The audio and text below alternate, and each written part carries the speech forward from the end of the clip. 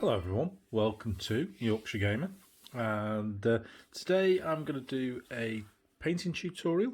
It's the second one, I think it's the second one I've put on here. The first one being for my Hannibal's Veterans 28mm Carthaginians. We're going to continue along that line with some 28mm Republican Romans, and this is the end product. Bit like Brew Peter. Here's one we've done already, and this guy is a Triari. He is the back line of the Roman triplex axes, or however you pronounce it. And this guy is from, as I say, from Victrix. It's a plastic model, and I've painted this one up. So this is what we're going to finish up as an end product. Very detailed models, lovely, I have to say. And if you've been following Yorkshire Gamer on any of the other social medias, you will see the build of this project. This is the final unit of a 1:20 scale Legion, which has got 32 Elite, 64 Starty, 64 Principe, and 32 Triari. Couple of 12-figure cavalry units and 3 command bases. So if you're new to this, if you're just coming to check out the tutorial, then I'll pop some links below and have a look at what Yorkshire Gamer does and how we get to this stage with this figure.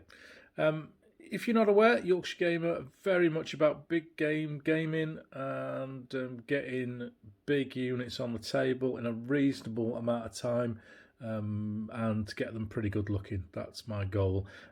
If you've come here looking for a masterclass, if you've come here looking for a painter doing absolutely fantastic on one figure and then ditching it, that's not what you're going to get here. This is all about getting a unit of 32 figures.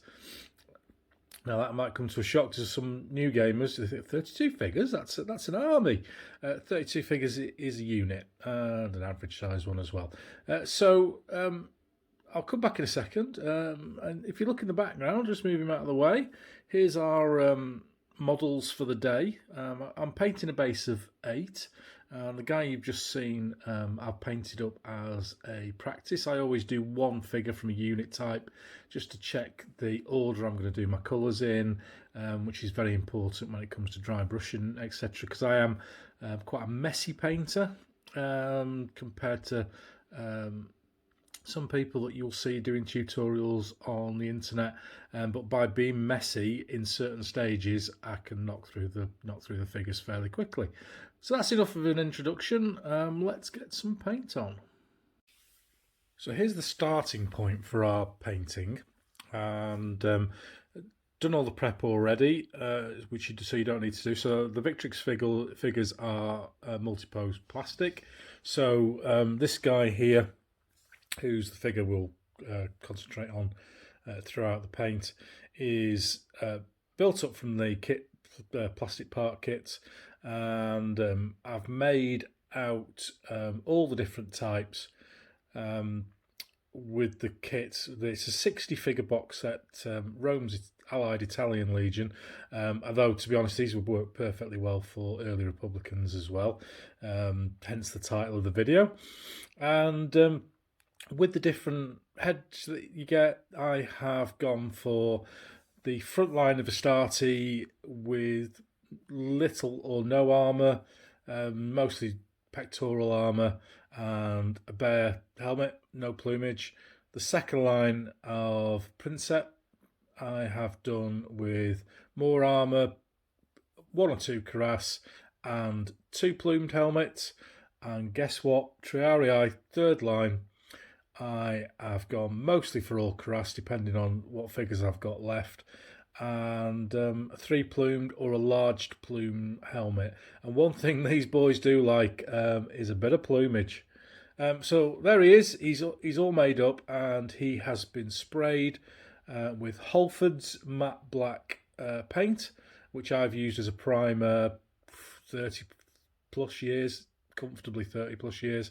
If you're away from the UK, Halfords is a car auto repair company and shop, and you'll have something similar in whatever country you're watching this from. So welcome. And the other thing that we need, obviously, is a shield. And these shields, obviously, they come with the box set. And all I've done with these is I've sprayed them white primer, again from Halfords, and I've added Little Big Man Studio transfers. I'm not going to go through the process with putting those on in this video, but if you want to see that, then go back to the Carthaginian Veterans video and watch part 3 when I put a shield together and put the stickers on, so put the transfers on, etc. So there we go, that's the base of our unit. And the first thing we're going to do is we're going to paint the white. So here we go. So let's start with the white, and as I did with the other video, I'm going to paint one figure with you and do the other figures in the background, and then come back doing a batch paint if you like. So my base colour for white is this. It is German camouflage beige, World War II, and that's 70821 from Vallejo. And if you're struggling a little bit with white or struggling a little bit with black, then I can highly recommend a paint set that Vallejo do that's called simply Black and White, and it has a good selection of colours in there, but it's also got a really good tutorial slip of paper. If people can still read these days. So that's the colour there on the palette, and as you can see, it's beige. And so I'll just start putting this on while we chat. Brush. Sorry, I forgot to do the brush. We are on a ProArt Series 3 Pure Sable. This brush is coming towards the end of its life, but I'm not doing any detail at all on here. I am simply covering in areas. So what I want to do here is get total coverage. So you'll get a lot of painters who will tell you to thin your paints. I am suggesting, certainly for this stage anyway, that's a load of guff. You do not, when you are trying to cover, especially with a black undercoat, thin your paints, because what you're trying to do is you're trying to get a total coverage. The black paint is to help with shadows and to help with gaps in between colours. It's not there to make shadows in this sort of areas. This is my base coat for white, so I want everything that is going to be white on the final figure to be absolutely plastered with this stuff, because this is going to be the darkest colour that you see on the white. Now when it comes to technique, I've already made a couple of mistakes. I've gone onto the I've certainly gone onto the helmet here. If you look on the top of the head there, you got a nice, don't care. You can go back, and I've seen it on some videos. And if you're doing a golden demon figure, then fair enough. But we're not. We're doing a unit of War Games figures that's going to look, hopefully, he says, really good. So just coming in to finish the top of the arms off now, which we've done. Then a little bit where the shirt will come out underneath the cuirass, and line at the back there. And that's it. That is our base coat on this lad. I think a lot of problems that people have with black undercoat is thinning paints, because the darkness, obviously, of the black underneath comes through. A big thick dollop of a darker colour than you're intending over the top of the black, boom, your shadow is coming from the darker colour, it's not coming from the black. And you do not, nobody's ever said to me, God, Ken, your figures look really dull. And I've been painting with black undercoat for 35 years, I would suggest. So there we go. I'm going to do all the other ones, and I'll come back to you with the next sort of process for the white. So we've put the camo beige on all those figures now, and one thing a couple of things just to cover here before we go on. A big blob of camo beige on there. One of the best way of speeding up your figures is just ignoring stuff like that. When you come to paint the helmet, you're going to go over that, and it's not going to make a lot of difference to the colour underneath. So just leave it. I know a lot of people go back and they touch up and they touch up and they touch up. If you plan the order of colours that you're going to do, then you're going to not have to do that. When we get to the detail, I'm going to do some detail. But at the moment, I'm doing the biggest colour on the figure, and I'm also doing the colour which is going to get some dry brushing, or drag brushing as I prefer to call it, because it's not quite dry brushing. So do that, and make sure you use nice thick paint that's going to cover. Don't start watering stuff down, it's just wrong. And the next phase, we're going to get some lighter tones on that, and to do that I am going to be as messy as I possibly can. And this is the paintbrush. You can't even tell what it was. I know it will have been a Pro Art Proline, probably 10 years service plus this brush will have done, and that's the head on it. Okay, do not go out and buy dry brushing brushes. These things, this is what, you know, that old retired horse in the field. This is what it does when it's retired. My brushes go into the dry brushing pot and come out and are used for dry brushing. This is quite a small area of fluff on the end of it, and that's because I am trying to, I'm not being totally clean, but I'm trying to get as little muck as I can elsewhere. Whereas a bigger dry brushing brush, for example, like this one, has got huge area on top of it that is going to do the dry brushing. So there we go. That's a little tip on saving your money there. Use your knackered old brushes for dry brushing. Don't spend, I don't know, I think they're £6 or £7. Anyway, there we go. That's what I'm using. So the next colour up is Deck Tan 70986. All the paints I'm going to use are Vallejo. I'll put paint up against the screen each time I use a new one anyway, and so you'll see them before they go on. And all I'm using is this dirty bit of old MDF. It's a relatively new one actually, because the old ones it's about ½ an inch thick in paint. So little blob on there, no need for a wet palette. What, I still don't understand what they're for, but this bit of paint here will last us for these figures, and I'm not wasting a lot of paint. I've just put a small amount on there. Some people put bucketfuls on there. Put a tiny bit on. If you need more, put a tiny bit more on. Simple as that. And as for saving paint, this one here, you can tell by the look of it, Buff. I've had this for 12 years, I think. Still got some in it. So I think I can afford £2.50 every 12 years for a colour.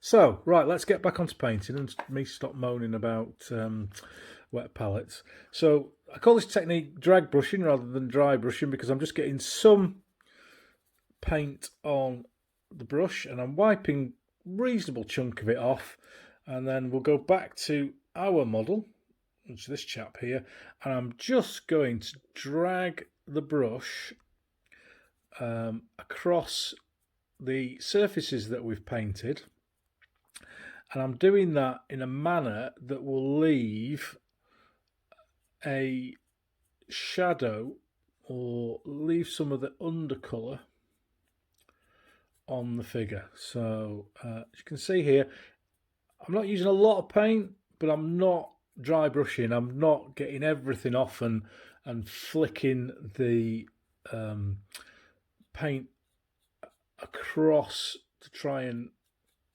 just get the top highlights. I'm trying to get a reasonable amount of coverage here and just leave the deepest recesses on the figure. So we can see there that that's made a reasonable difference. I've got a figure that's the same with just the base coat on. And you can see there there's quite a difference already, but we've got a nice contrast between the deep recesses of the clothing and the current highlight, shall we say. Okay, so that's that stage, and I'll just go and do the rest of the figures. Back in a sec. Back again, the next stage. This is going to be a 4-colour stage. Most people use 3, but I've just found with white I like to use 4 colours. So colour 3 is when it focuses is silver grey 70883, and you can see here we're building up. If we look at the 3 colours we've used so far, we're building up an intensity here of white. There's a less of a difference between silver grey and deck tan as there is with the camo beige, which is, as we say, a base. But we're just going to put this on, and we're going to use exactly the same technique as we did with the... oh, I do apologise. I knocked somebody's head off while I was drag brushing. It's a dangerous sport. I'll glue that back on halfway through. Thankfully, it wasn't our model, who has remained intact and is looking rather spruce. Now, all I'm doing here is exactly the same as before, but I am trying to get a slightly, and this can only come with practice, a slightly less coverage, because I'm trying to pick up, not like when you're dry brushing where you're just trying to pick up the highlights. I'm just trying to pick up the sort of the next level of highlight, if you like. And it's not always easy to see on the video how much of a difference that is. There we go. So now it's quite hard to tell that we've got any highlight at all on the figure on the right, who has got the deck tan on, and the figure on the left has got that silver grey on. And it's really starting to bring it out now. And you can spend hours and hours and hours wet blending each figure, but you saw how quickly I did that. Less than a minute, comfortably. And it works. So I'll crack on and finish off all the silver grey on the rest of the figures. It shouldn't take me too long, and I'll be back with the final stage of the white. That didn't take very long at all. A couple of minutes. Get all those done. And here we go with the final highlight. And that's Ivory. 70, I think it's 918. I've had this a long time and hardly use it. Now, if we go back to the silver grey, there's still quite a bit on there. Still perfectly usable. A whole bit of MDF works every time. So I'm just going to use the final highlight now. Now I don't, and it's a personal preference, I don't particularly like using pure white. I think it's very, very stark when it comes to even a highlight on a final figure. I used to use off-white, but in recent times I've gone to ivory, certainly with older ancient type figures where even if you had a bright white, it's not likely to stay bright white for very long. I'm certainly not aware of any detergent biological washing powders in the ancient times. So this is probably the closest that we will come to dry brushing the figure. So there we are. We've got reasonable contrasts in between all the parts now, and all I'm going to do with this again, but I'm using a very, very small amount here, and I am going just on the tips of the helmet and the sort of the hemline, if you like, of the figure, and that has given us our final highlight. So if we get our other model, who is a stage behind, then there we go. Subtle differences, but certainly in a big unit you can tell. So that's it. That's the white done on this chap, and we'll come back and do some relatively proper painting in a minute. But there we go. That's white. So with the white finished, it's time now to get a bit of block colour on.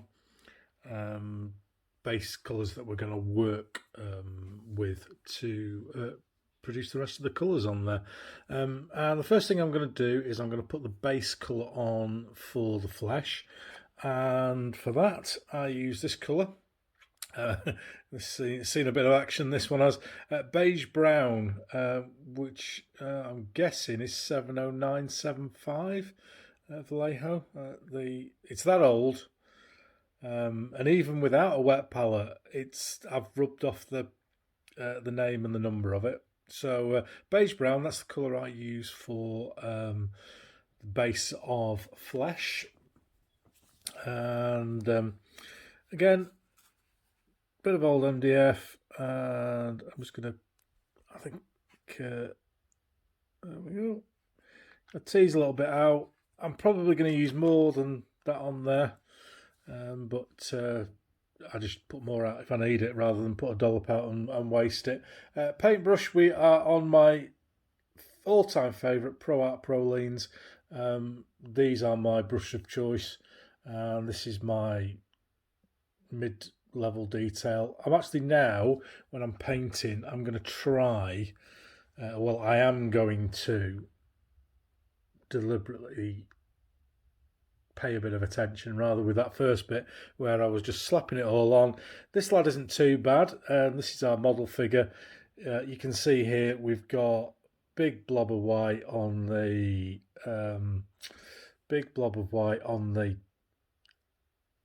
spear. Rest of him, a little bit of white on top of the helmet, and a bit of excess dry brushing on the rear of the cuirass. But all that's going to get painted over, so that's straightforward. So we'll just go in now and paint the flesh, or the base of the flesh. And with these guys, what I tend to do with figures, your eyes haven't gone mad there, I've just put that black card up in front of the other figures just to see if we get a little bit of a better focusing with the camera. So I tend to have a system with everything that I'm going to do paint wise, and I do the same in flesh. So I start with the back of the legs, and a little bit inside there, flip the figure around, do the back of this leg here where we've got a bronze greave on.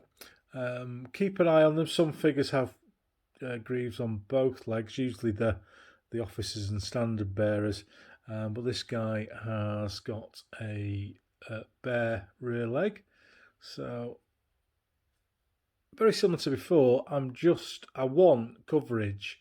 I don't want watered down paint. I want coverage. I want to go over this once and that to be beige brown, which it is.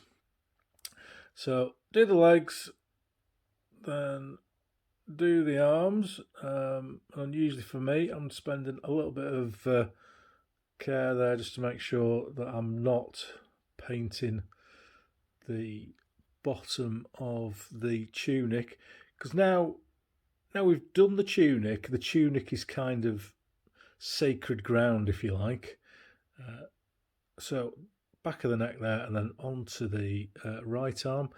So the messy painting techniques that I used for the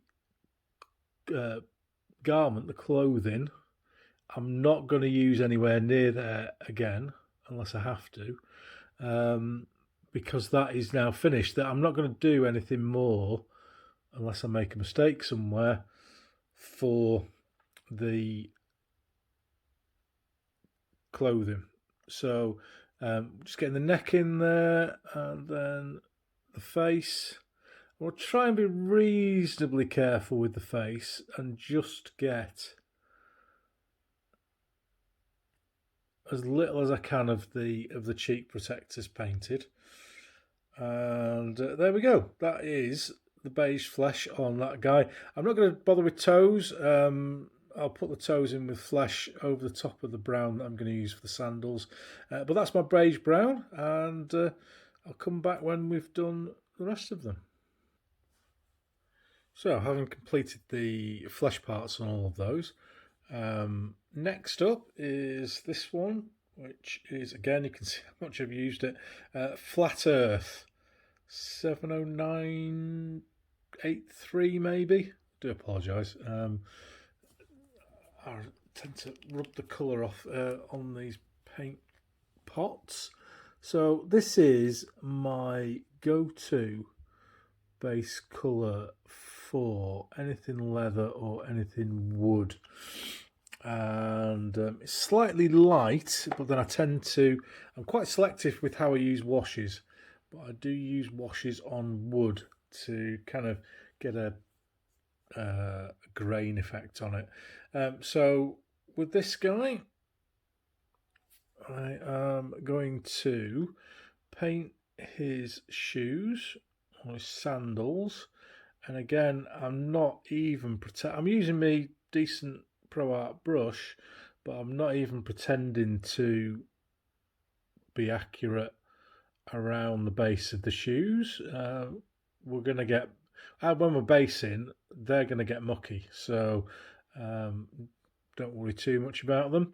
And again, nice thick paint. I want this to go on one coverage, so I'm not going backwards and forwards with stupid watered down paint to put different layers on. And there we go, back of the straps at the back of the greave. And then the next bit that we're going to do is the cross strap for the sword. And this is where it becomes important to think about the order in which you put your paints on.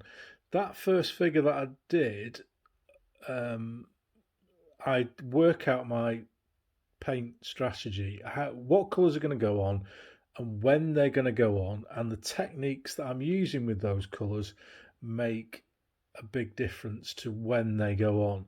So this one here, this is overlying the cuirass. As you can see there, I've not been particularly massively accurate with the strap. So I could do the cuirass underneath and bish bash bosh all over the strap, or do the strap and then do the cuirass relatively neatly underneath. And I've chosen to do it that way because I'm going to use a highlight on the strap, and I don't want to get that on the cuirass. So just by planning the techniques you're going to use with the colours, then allows you to look at the order in which you're going to do those colours. And along with the process of batch painting, which is what I'm doing now, although I'm only showing you one, I'm doing 8 figures in a go, and some people do a lot more. I was speaking to Gareth Lane on a podcast yesterday, and he can paint 40-50 figures a go, and that takes a lot of discipline. And I found over the years 6 to 10 is kind of what I am most comfortable for. So I'll do this process for, I'm doing 7 at this moment in time because I've got my test figure that I painted a little bit earlier in the week, just to as my base to get this process down pat, my order of colours and my order of techniques. And there we go. That's the beige. What are we on with them? Flat Earth for the wood and leather on this particular model. So I'll do the rest and I'll come back in a second.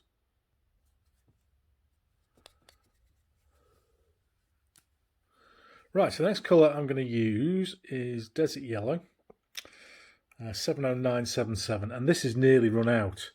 And I ordered some stuff from Wayland Games about a month ago now. And Wayland Games are brilliant for price, and they're brilliant if they've got it in stock. They are not so brilliant if they haven't got it in stock.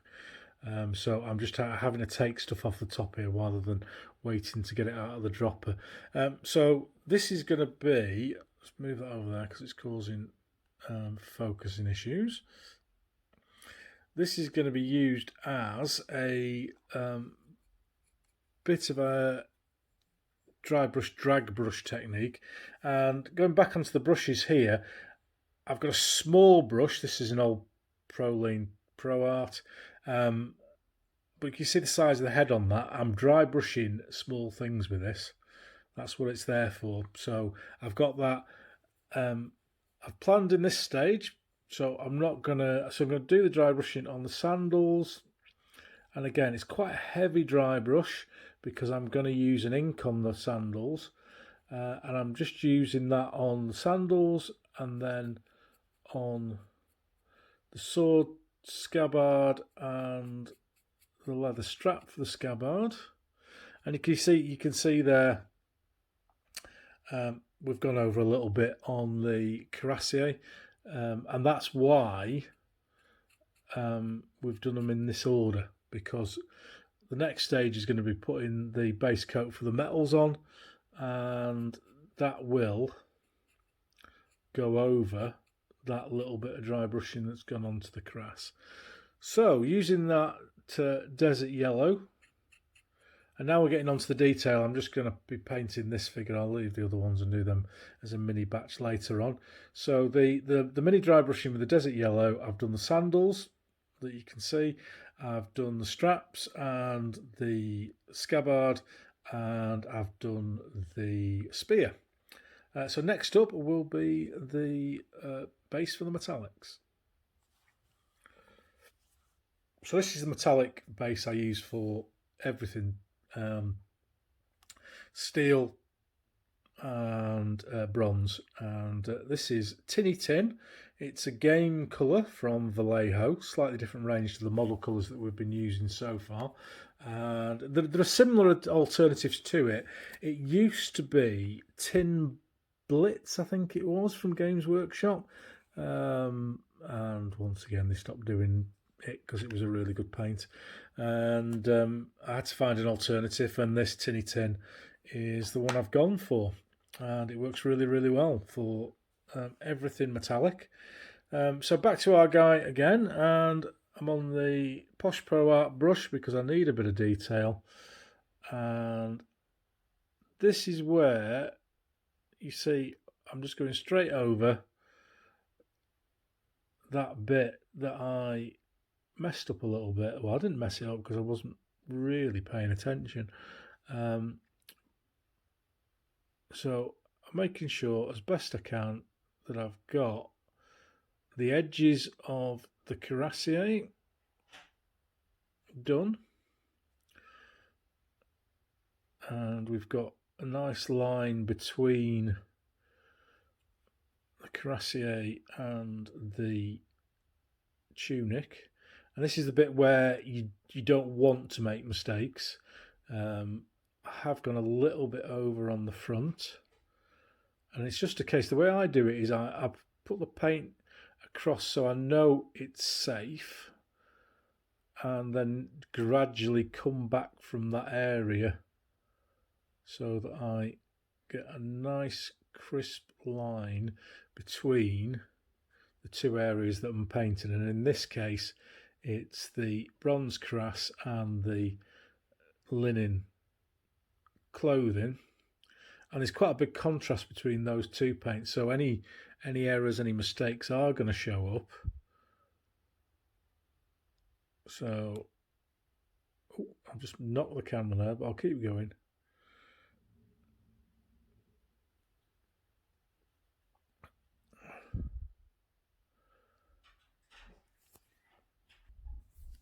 So you might notice a slight break in the video there. Number one son just came in through the door. So just getting the cuirassier finished off now. Again, just building towards the edge, and then when we get to the edge, just being a little bit careful. So the hilt of the sword and the cuirassier are all getting the same undercoat. Anything metallic is getting the same undercoat. And up onto the helmet now, and we're just making sure that we're not going over any of the plumes. And you can see there straight away we're just painting over the top of that mistake that we made earlier on. Well, this is good because it's showing my process in action, and I do describe myself as a messy painter, and I'm quite proud of that.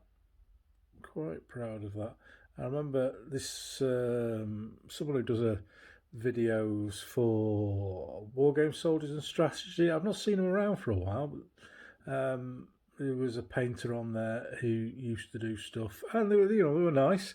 I'm not getting at the painting style at all, but I remember they did a 10 things that most painters do wrong, and I probably did 8 of them and still do, and I've been painting for 35 years, and I thought, yeah, and that switched me off that channel straight away.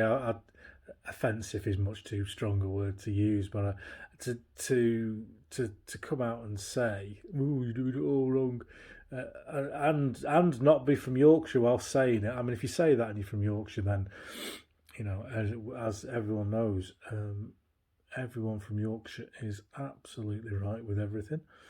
And if you're just coming in and you're watching this and you're maybe from another country, that's a joke. So there we go. We have done our base coats for the metal, and once we've got these base coats, as I said earlier on, you can't really tell now what undercoat I've got on there, other than the fact if you look closely at the joins, you'll find a tiny line of black. So I'm not using the black as part of an undercoat or something to use. I'm not using it to create shadow. I'm using it to make sure my paint doesn't fall off the figure. So that's all that done, and we're remarkably close to the end now.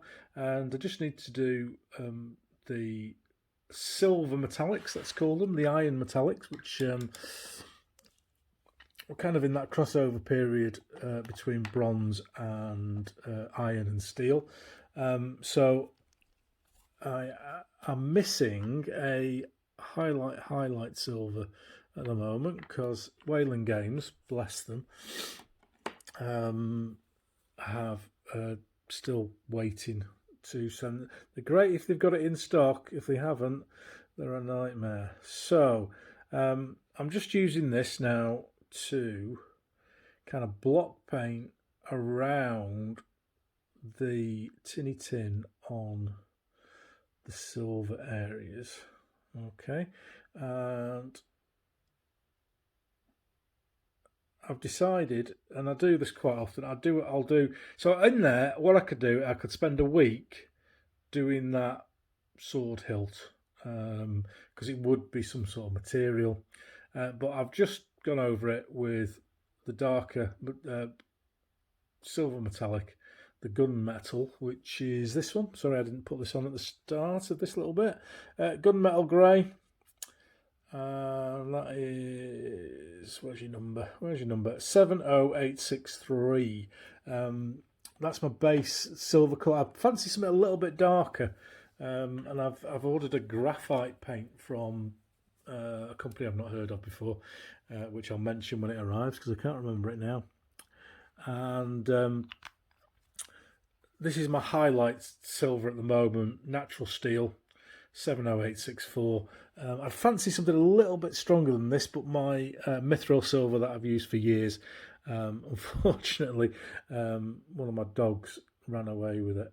And this is just picking tip highlights of the spear.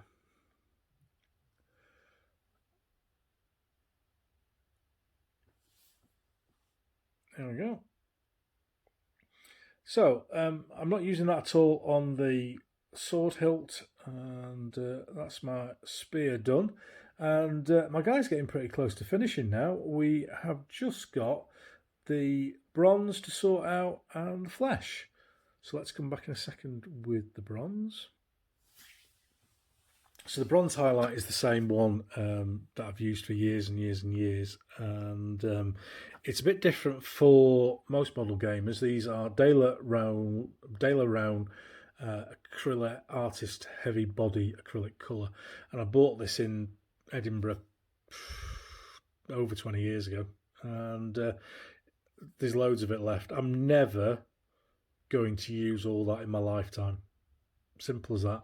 So that's another cross next to the wet palette reasons for having one. This is going to last me all my life, and that's the colour. It's thick pigment, and that's exactly what you want for this. You don't want to water down at all for this, because you will lose a massive amount of luster. So we're going to go in, and the brush I'm using is a Pro Art Sable, and this is quite an old brush with a tip that's starting to go, and that's because this putting the bronze on is going to shorten the life of this brush quite considerably, and it's going to flare and do all sorts of stuff. So we're getting, and that's probably due to the heavy pigment that's in it. So what we're doing with this is we're just picking, and this crass is absolutely brilliant for it, we're just picking the extremities of the crass up so that we're getting a lovely, and I have to say, this is the effect that this bronze paint gives is absolutely superb. And you could, if you wanted to, dull it down a bit with a layer of wash, but I'm not going to do that. We'll have a look at washes, or how I use washes anyway, very shortly. Can you see that? Can you see the difference between the bottom and the top? That Cuirassier looks, it nearly looks real. I love this paint. It is absolutely the business. So just going to do a bit of work on the helmet, and again I'm just lightly brushing it on, so I'm catching, I'm not trying to paint it all, I'm just trying to produce what probably what somebody would do with layering, with lots and lots of layers. And I'm just trying to do this and get the effect with two. I'm not even using three. I'm not even going to put a highlight on top of it, because the bronze paint is so vibrant. I don't think it needs anything. So there we go. That's the bronze done on it, and that's really brought it to life. That has, and we just need now to do the flesh. This lad, the lad will be finished. We'll have a shield to do. So back in a sec with the flesh. So onto the flesh, and we are on beige red 70804, which is the mid-tone I use for Caucasian flesh. And brush I'm using is quite a fine detail actually. This is a 5-0 a 2-0 Pro Art Sable. I just seem to have a lot of sable brushes on the go at the moment. I'm normally use acrylics, but, sorry, not acrylics. The Proline brushes, which are synthetic rather than sable. I find they keep the point better than sables.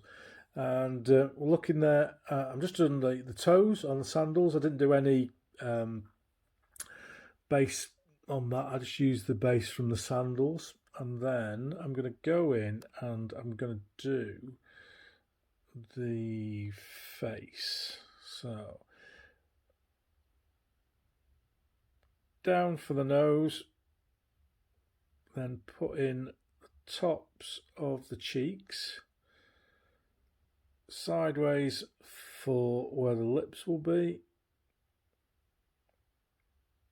and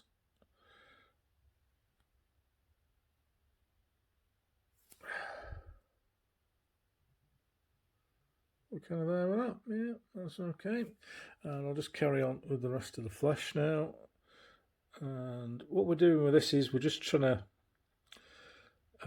get a decent coverage, and then I tend to leave tiny little lines between the muscle groups, and this works. My technique of painting works best on a well sculpted figure, because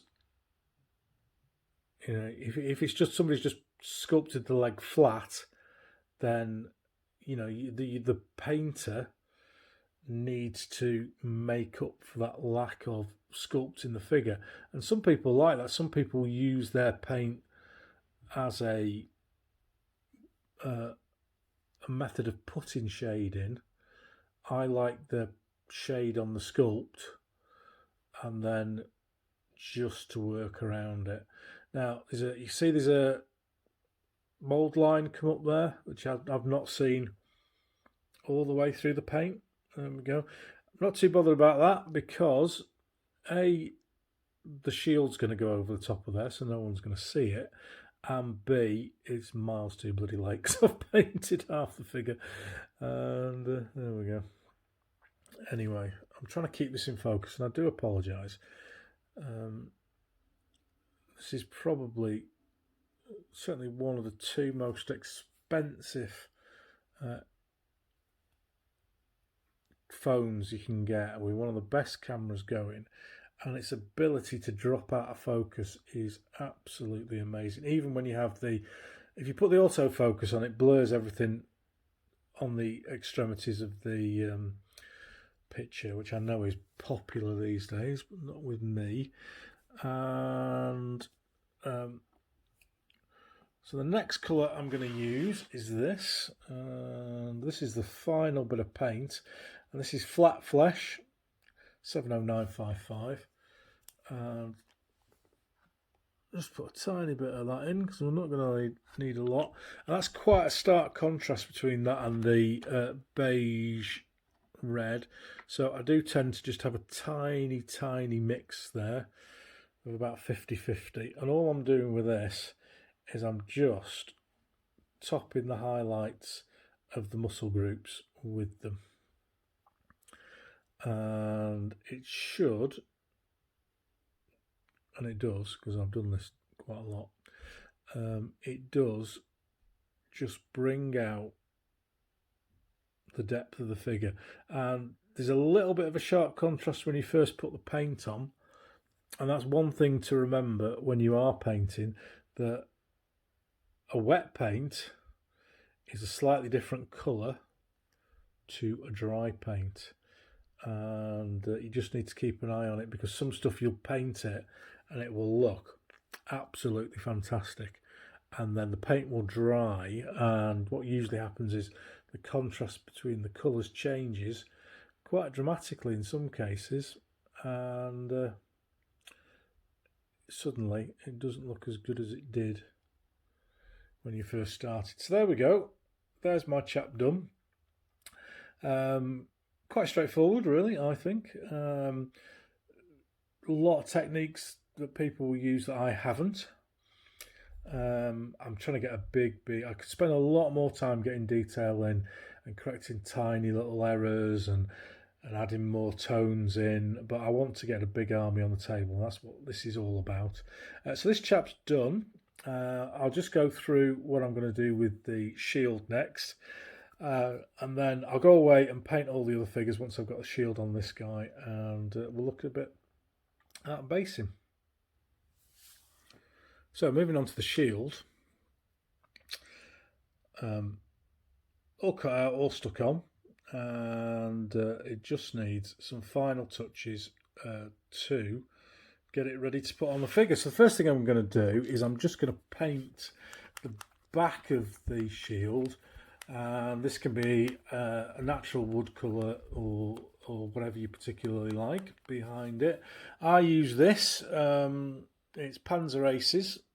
Oh, that's the wrong way around. Panzer Aces leather belt. And I'm using this because, and this might sound a bit daft, but I don't particularly like this colour. But being from Yorkshire, I'm not wasting out.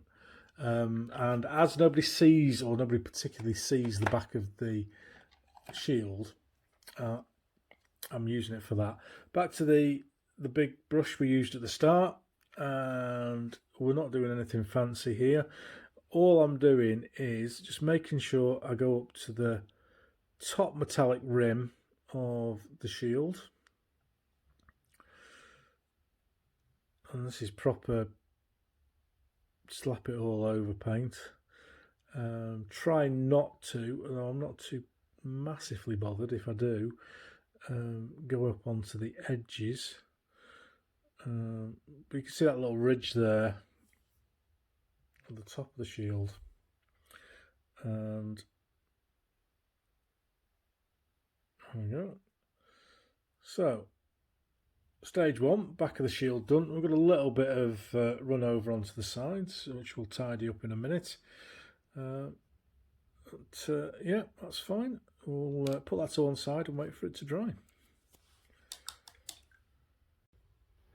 So when all the paint's done, I'm going to use a little bit of ink or shade or wash or whatever you call it. And I'm going to use this stuff, Strong Tone from Quick Painter, and I'm definitely, after all that work, not going to dip the figure, which would cause all sorts of disasters. I'm just going to use this sparingly, just around various items or various bits of the figure, and various people call it pin washes. Brush, inks and washes are particularly bad on brushes, so again I just dipped into my box of really bad brushes, and this is a cheapo thing that I think somebody bought me in a set in Christmas, and I use this for inks. It's got an inverted commas a point, and so it is relatively directional. So what I'm going to do is I'm just going to put that little black screen up again, just so we don't have as much focusing issues as we have had in the past.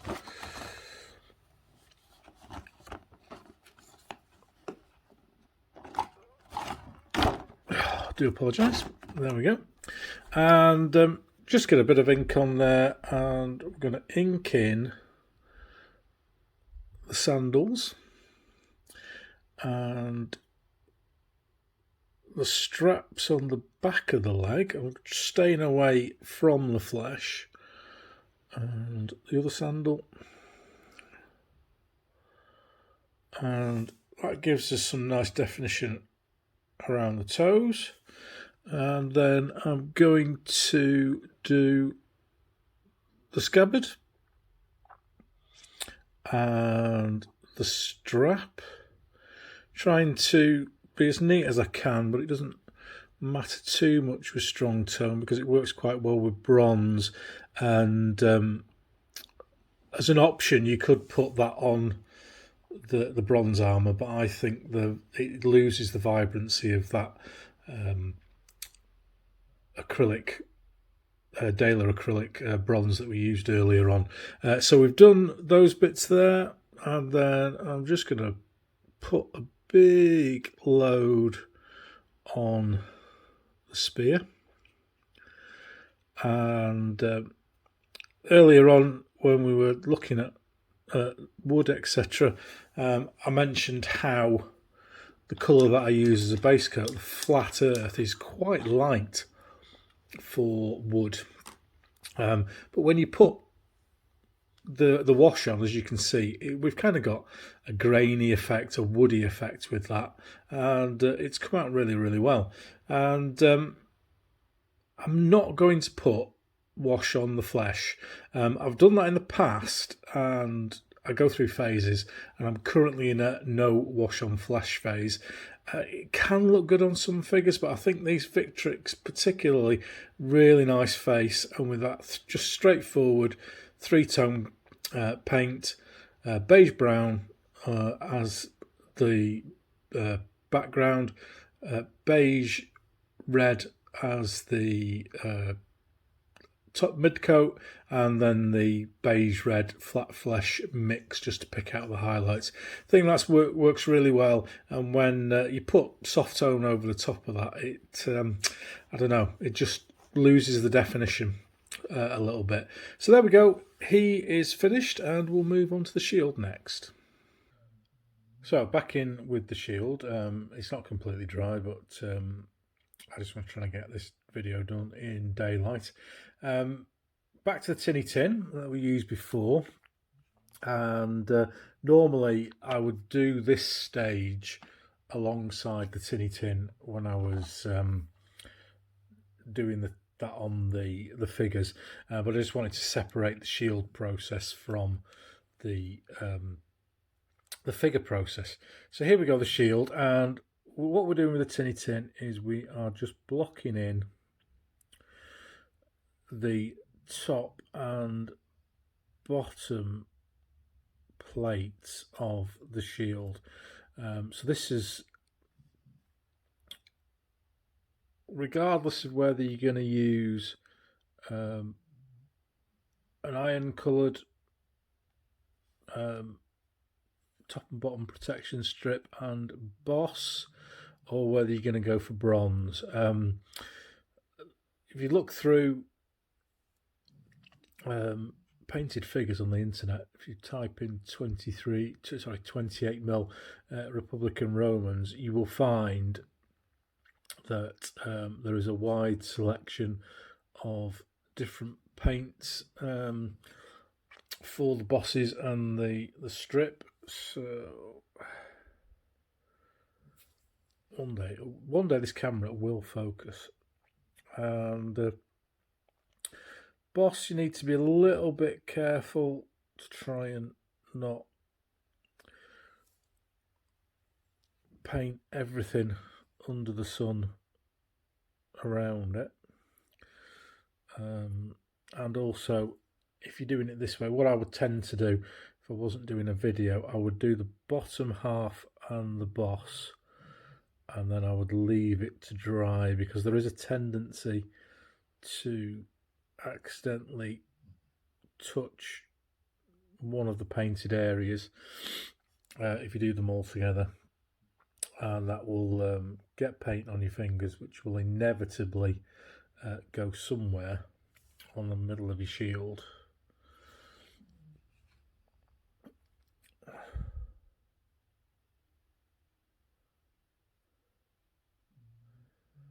A little bit of care being taken. I don't want to, if I can help it, get the tinny tin onto the shield face. But if it does, it's not the end of the world.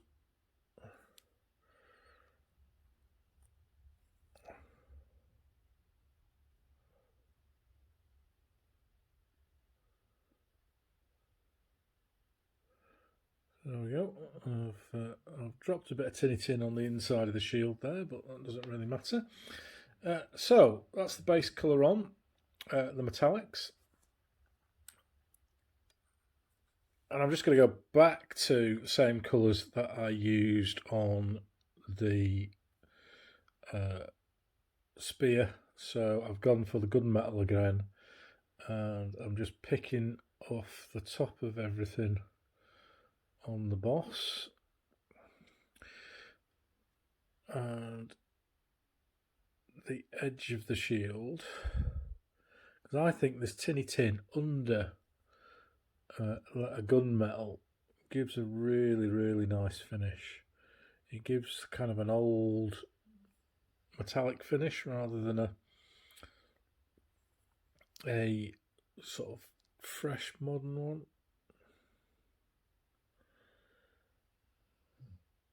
So there we go.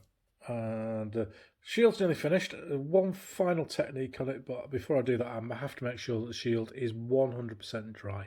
So I shall be back very, very soon. So there's just one final thing to do to finish the shield off. This one isn't too bad, but you can see that the spine of the shield sticks out in terms of it's lighter than the other colours. That's still the original primer colour, and the edges where the decal hasn't quite reached is also a slightly different colour, and that does stick out in a biggish unit. Now the occasionally what you'll get in here as well, I haven't got them on this one, but you will get like a line between the top metallic bit or the bottom metallic bit and the decal. There's a little bit of a smudge there from the shield. So what I'm going to do is I'm going to just use a bit of ink just to tidy all this up. Well, I'm actually messing it all up, but by messing it up, it all blends into one. So what I'm doing is I'm going to use, when I find it, a bit of Army Painter Dark Tone. This is the blacker wash, and I'm just going to where's my knackered old brush, just going to run that down the centre of the boss and into along the sides of the shield, and I'm not paying any attention to where stuff's going. I'm going to call this Yarkshire Gamer's mucky paint method. So there we go. That isn't finished yet, by the way. So I've done the edges and I've done the boss with a reasonably large amount of ink. I'm just going to clean the brush off, and then I'm going to treat it very much like an oil paint. If you've seen the video on painting horses in oils, then this is a similar idea, because what I'm doing is I'm just wiping away the excess in one big motion, and you can see how that's effectively blended that in now. Oh, bless me. And again on the other side, I'm just brushing away to the side of the shield, and there we go. That's accentuated the boss now, and I've taken a little bit of the silver off the centre boss because I've not waited long enough for it to dry. I'll just touch that up in a second. But there we go, that's the shield done. And I think that little bit of extra work with the ink at the end makes a big, big difference to that shield. And that's done. So that's the shield done, that's the guy done, shield stuck on. And he's ready to go. He's ready to join his unit and stand at the back and watch the battle unfold and hope it never gets to him. The job of the Triari.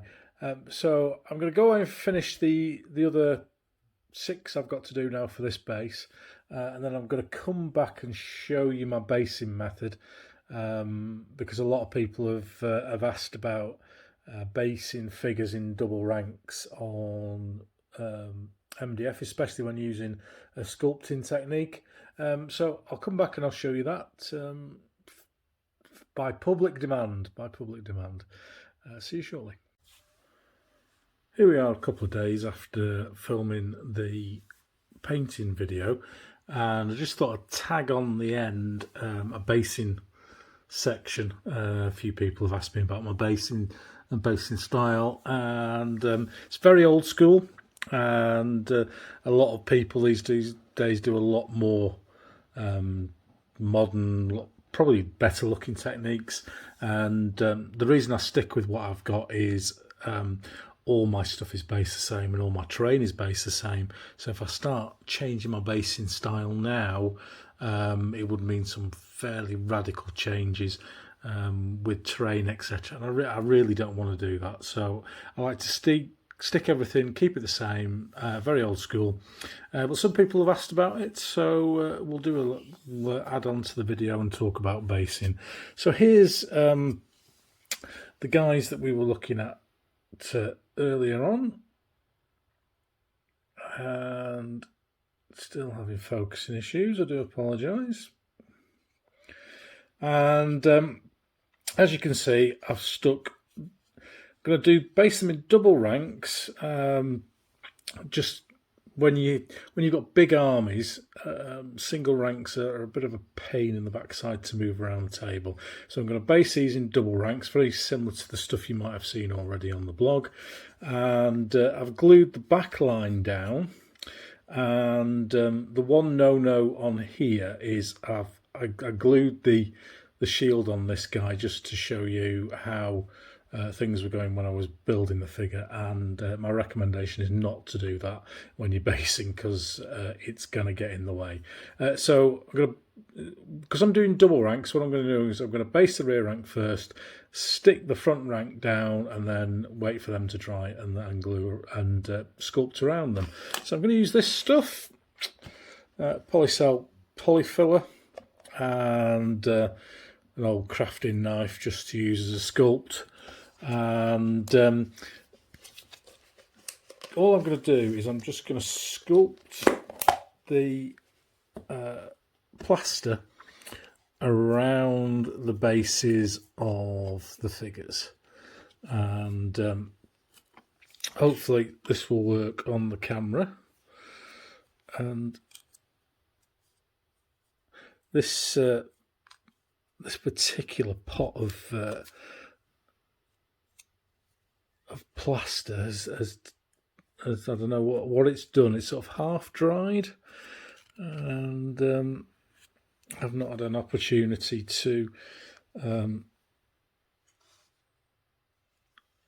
change it. So what I'm doing is I'm just getting small bits of plaster out of the tub and building up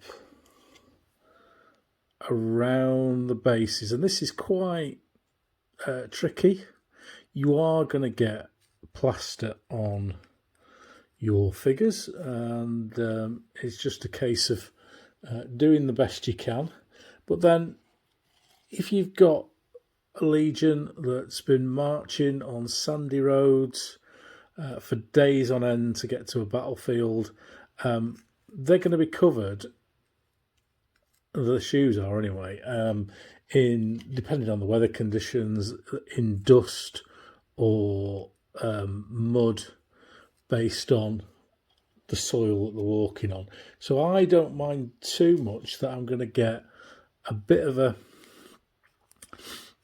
sort of muckiness to the bottom of the shoes, and sometimes the bottom of the legs, but you would get that, you know, if these guys have been marching, as I say, all day, the bottom of the shoes are going to be sandy.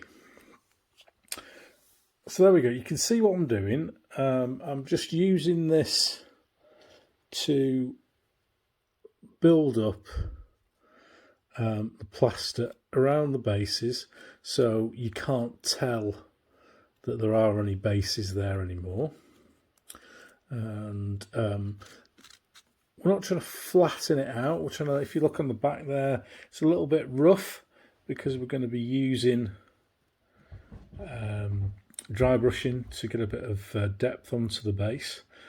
So that's the basic idea. So I'll just finish this back row and then I'll come back to you shortly.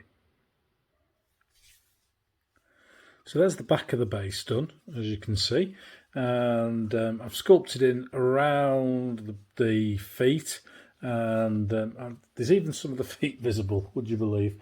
And it's quite easy to do with one of these. You've got a long thin blade on there to get into all the corners with the plaster.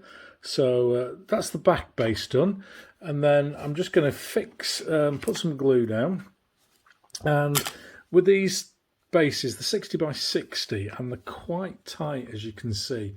When it comes, certainly with Victrix figures, 60mm used to be, and it still is, the frontage for the likes of DBM and DBA, and it was like a standard basing size, really, for heavy infantry in most sets of ancient rules.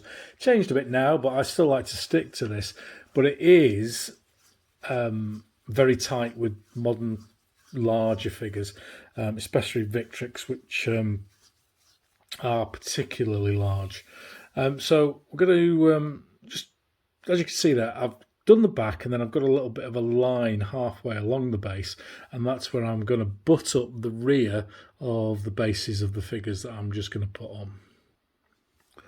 So here we go. Put the commander just the way I've based, and the commander always goes on the left, or the left-hand side as you're looking at it. Just spin him round a little bit. We'll stick a musician next to him. Musicians are quite handy in this because they don't have a shield. They don't take up quite as much space as some of the other guys.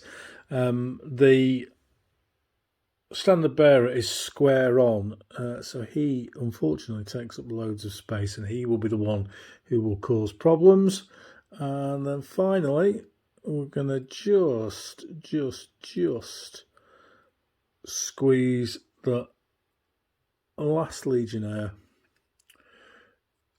on the end there, like that, as you can see. And I'm just going to leave them for 5 or 10 minutes just for the glue to dry, so that when I'm plastering around the figures they don't fall off, and then we'll come back and we'll finish this base off. Hi there everyone, welcome back. And although a fraction of a second has passed in YouTube time, we are here the following morning after I did the basing on the figures that we painted. So here we go. You can see there that we've got all the plaster down, and we've got all the figures lined up and ready to go. I've left it overnight. The plaster probably dries in a couple of hours, but to avoid any mistakes, and sometimes you'll get like a variable drying rate where a wet patch will take a couple of extra hours. So I just leave it overnight to make sure it's rock hard, which it is, and then it's on to the next stage of the basing, and that is really straightforward. I'm going to use this life colour. It's life colour sand yellow, RLM79VAR, and this is a colour that I've used for many years for sand type bases. And just a word about the bases. Punic army would obviously fight in Italy, it would fight in Sicily, it would fight in Northern Africa, so it would fight on various different types of bases. Now, I'm not going to do 2 Punic armies just to get the basing right. So what I do here at Yarkshire Gamer, I basically have 3 different types of terrain. I have sandy terrain, I have European dark earth terrain, and then I have sea. And every army fits into one of those, and I made the choice with the Punic army earlier on to do a sand based effect on the bases rather than earth. So that's what I've gone for. That's why I've chosen this colour. And if you're interested, for the other colour that I use as a base is this one, earth brown from Miniature Paints. You can tell how old that bottle is. I've actually bought, I think it's a litre of it, and I just fill this up as and when I need it. So all I'm going to do is I'm going to paint around the figures with this, and it's quite a thin paint, the life colour, It can be hard to get hold of in the UK, but I've not found an exact match for it. So just to make sure I keep everything the same, I have used this. So I'm using a very large brush. I'm using the just about to die sable that we used at the start for the white, because this I need a lot of coverage fairly quickly, or else I'm gonna get bored. But what I do need is I need a slight bit of ability to detail with going round. As you can see in here, I'm trying to get around feet, I'm trying to get around the bottom of spears, I'm trying to get around shields, because I shouldn't have stuck those on. Remember, don't put your shields on before you start basing. So you get the general idea, and I'll come back in a while in real world time, and we'll have a look at this when it's dry and look at the next stage. So that's the base painted and fully dry, as you can see. And the life colour paint is a little bit opaque, and that kind of already starts to build up some contrast between your dark areas and your light areas. So the base of the I'm just going to dry brush the base now, just to pick out a few highlights, in addition to the already sort of mottled effect, if you like, of the base, just purely from the consistency of the paint, which is why I picked this life colour and stick with it.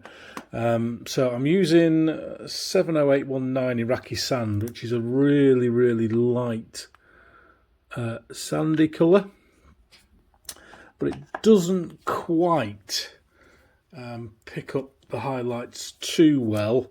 So I'm just going to add a tiny bit of off-white to the mix, just two little blobs of paint on my MDF, and no requirement for any of that wet palette rubbish.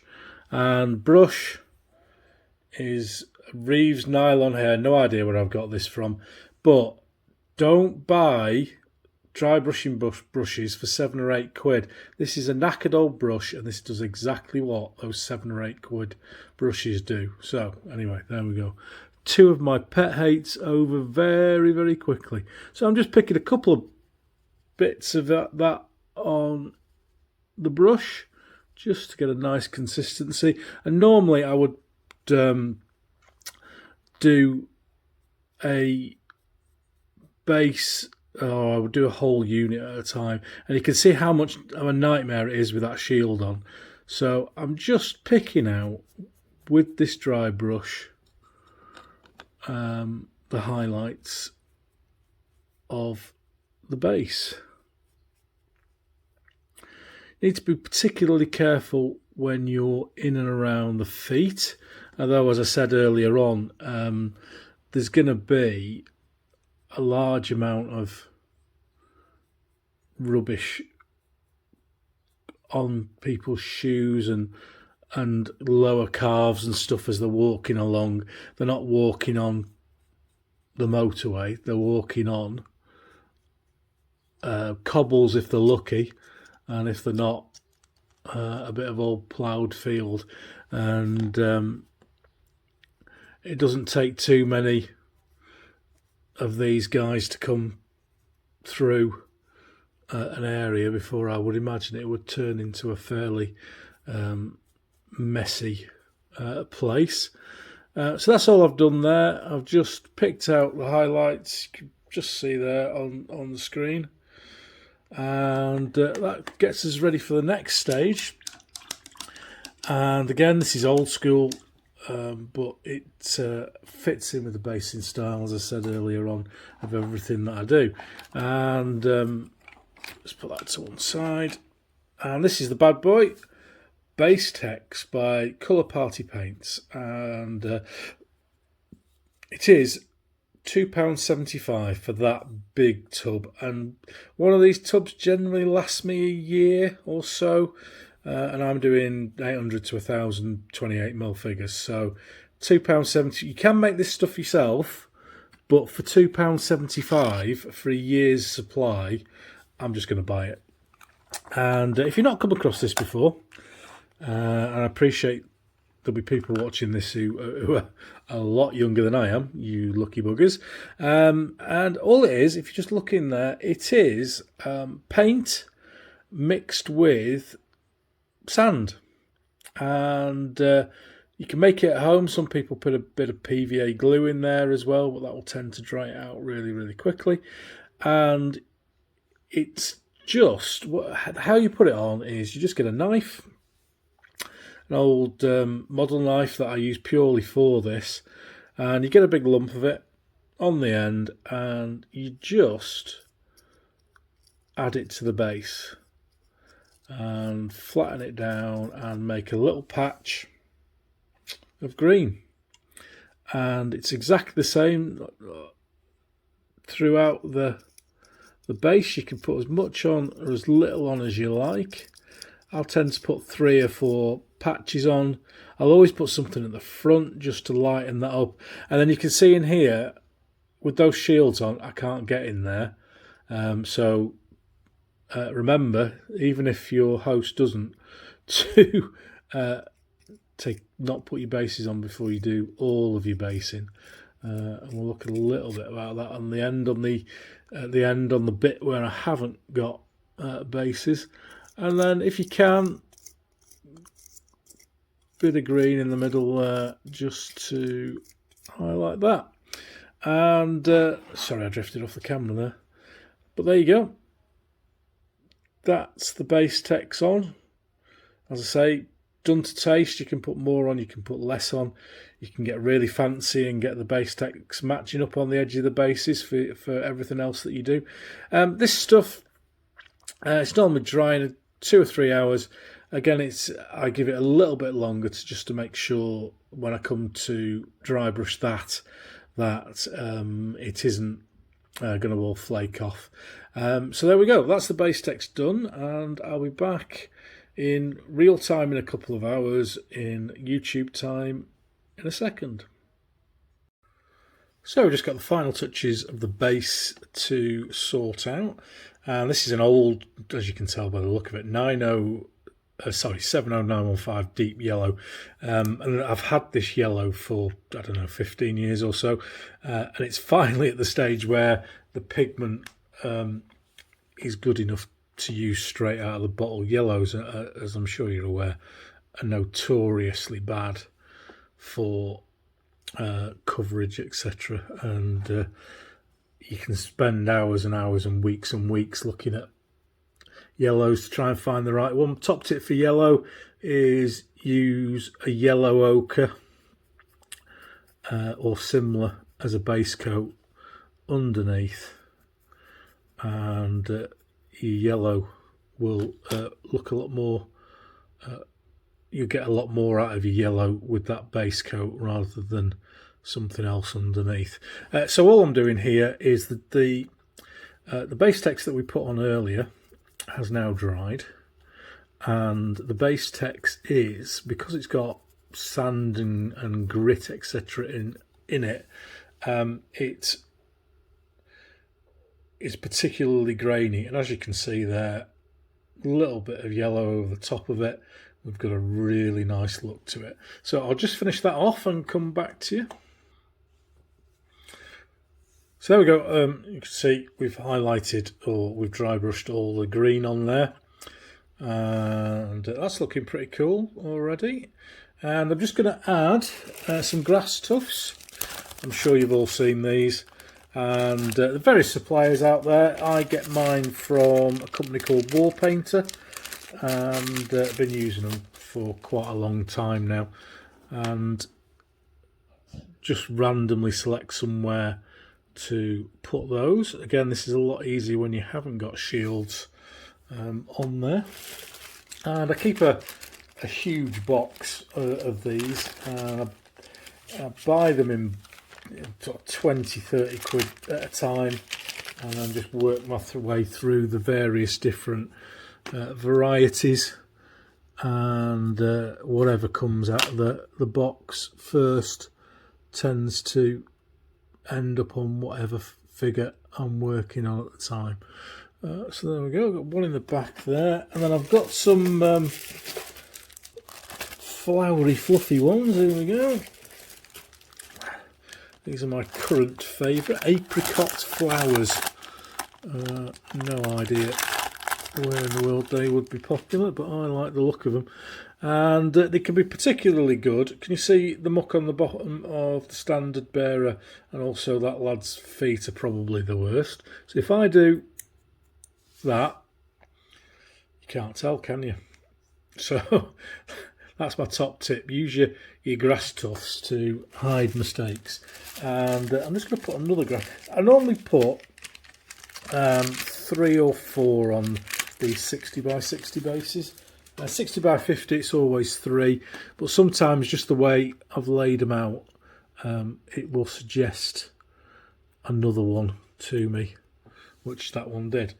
So there we go, there's the basing done, and then all that's left to do is put the shields on and do a bit of varnish.